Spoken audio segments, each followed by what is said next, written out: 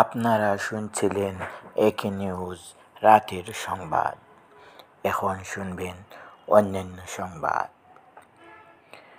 পাখিদের বসবাস করতে হবে নিরাপদ, এই স্লোগানে সিলেটের রাতারগুলে মোটরঘাট বাজার টিলায় বক সারিসহ হাজারো পাখির বসবাস স্থানটি সুরক্ষা ও পাখিদের নিরাপদ বসবাস নিশ্চিতকরণে গণসচেতনতা সৃষ্টির উদ্দেশ্যে সম্প্রতি এলাকার সচেতন মহলের উদ্যোগে এক সাধারণ সভা স্থানীয় মোটরঘাটে গোয়াইনঘাট উন্নয়ন ফোরামের চেয়ারম্যান আনোয়ার হোসেনের সভাপতিত্বে অনুষ্ঠিত হয়।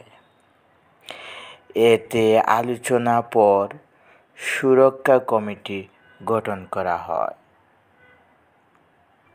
কমিটির দায়িত্বশীলগণ হলেন সভাপতি জামাল উদ্দিন, সহসভাপতি Abdur Rahman, secretary Ashraful Islam, joint secretary Rafiqul Islam, cashier নূর মিয়া, সদস্য সাংবাদিক আনোয়ার হোসেন, আমিনুল হক, আবু বকর, নিজামুদ্দিন প্রমুখ। সভায় স্থানীয় কয়েক দুর্বৃত্ত বিষ প্রয়োগ ও ফাঁদ বসিয়ে নির্বিচারে পাখি হত্যা করছে বলে অভিযোগ ওঠে। এতে সরকারের বন বিভাগ ও পুলিশ প্রশাসনকে অবিলম্বে আইনগত ব্যবস্থা গ্রহণ করতে বক্তারা আহ্বান জানান। এই মোটরঘাট বাজারে কেন একটা টিলা আছে, কেন ফাঁকি বাড়ি, অনেক পাখি বসবাস করে।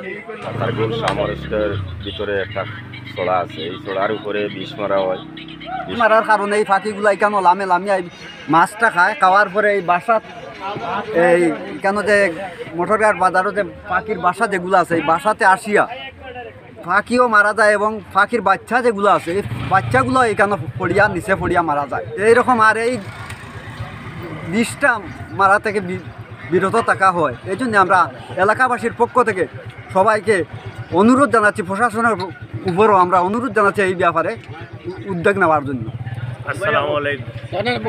আমি এই ব্যাপারে 2-3 বছর মামলা করছি। এই দেনাগাঁওর তোমার দক্ষিণ নম্বর এরা কদনোর করে মামলা করার পরে মনে করো গিয়ে আমি সারে প্লুবি দিছি, কিরণ সাবরণও দিছি এবং মনে করো গিয়ে টানা দিছি, ডিসি সাবরণও দিছি, অনেক জায়গায় দিছি, যে কোনো উদ্যোগ তারা নেয় নাই।